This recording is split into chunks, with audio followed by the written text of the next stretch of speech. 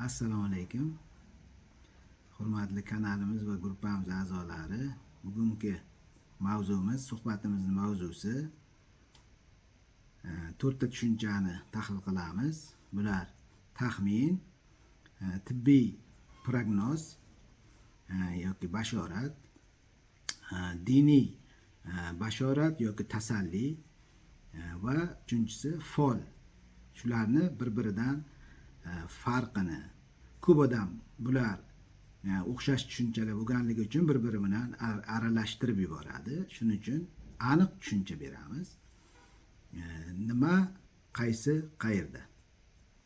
Xo'sh, birinchisi taxmin. Har bir shifokor taxmin qilish huquqiga ega.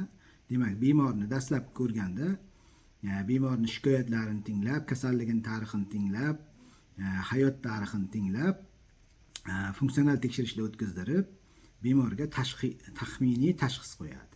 Ya'ni dastlabki tashxis qo'yadi.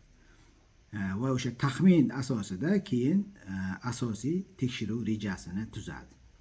Tekshiruv rejalari amalga oshgandan keyin laboratoriya tahlillari bo'ldi, analizlar bo'ldi, tomografiyadan o'tdi, endoskopiyadan o'tdi, ensefalogramma, ultratovush, kardiogrammadan o'tib bo'lgandan keyin aniq tashxis qo'yiladi. O'shalarni xulosasiga qarab va tibbiy prognoz qilinadi, ya'ni bashorat qilinadi.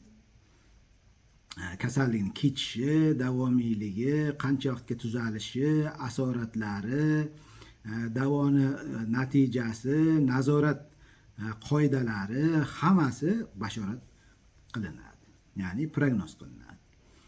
Uchinchisi bu diniy bashorat yoki bemorlarga ularni ruhiyatiga ijobiy ta'sir qilish uchun, tasalli berish uchun ishlatiladigan so'zlar. Ruhiyatga ijobiy ta'sir qiladigan so'zlar. Bu ham masalan sabr qilishlik,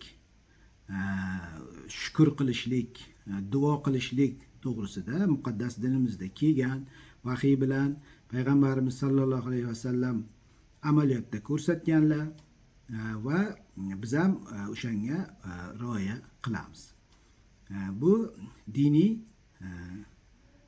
bashorat va yoki diniy tasalli, bemorlarga o'sha tez tuzalishi uchun, shifo topishi uchun, ruhiyatiga ijobiy ta'sir qilish uchun shifokor tomonidan aytiladigan gaplar. Uchinchisi bu fol. Fol demak, bu hech qanaqa ilmga asoslanilmagan, hech qanaqa amaliyotga yo dalillarga asoslanilmagan, ramzlar, belgilarga asoslanilgan, subyektiv bir shaxsni o'zini aytgan fikrlari. Bu fol. Shuning uchun fol noto'g'ri deb topamiz. Umumiy aytganda, demak biz ilm, bilim, tajriba va dalillar tarafdorimiz.